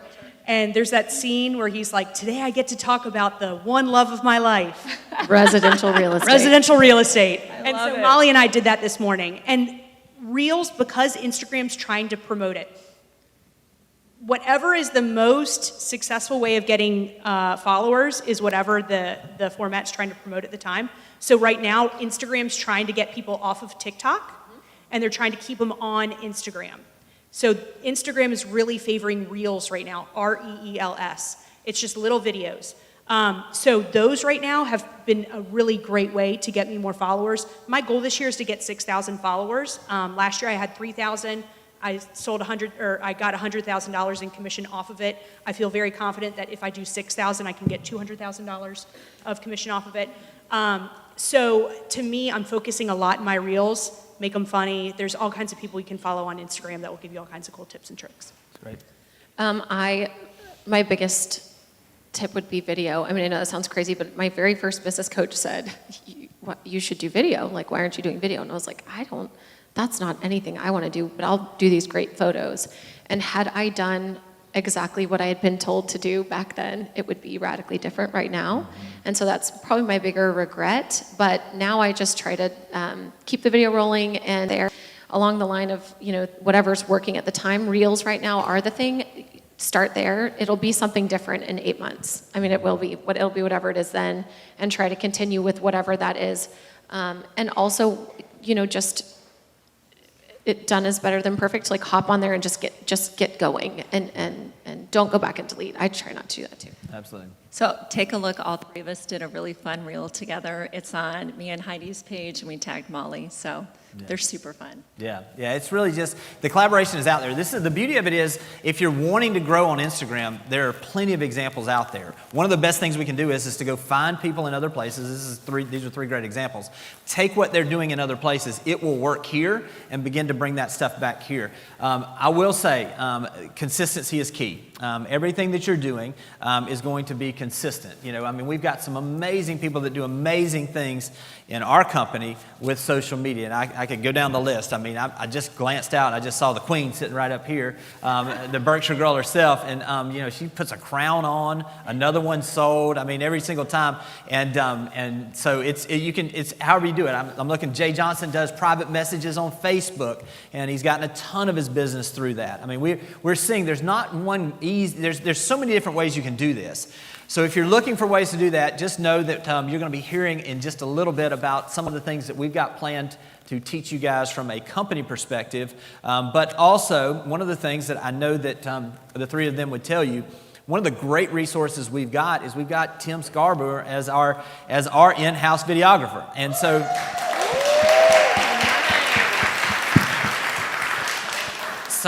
Tim literally has hours that he is in the different offices every month. And so if you're looking for that, you can email Tim, set up some time. He can help you with some generally green content, whether you're wanting to do market reports, whether you're wanting to do things.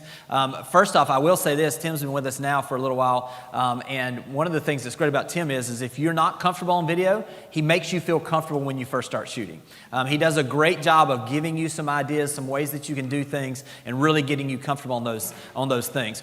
One thing about video also that I will say, because listen, I will say this, if you're not doing video yet, and I know I say it all the time, y'all, but I'm just telling you what I know that I know.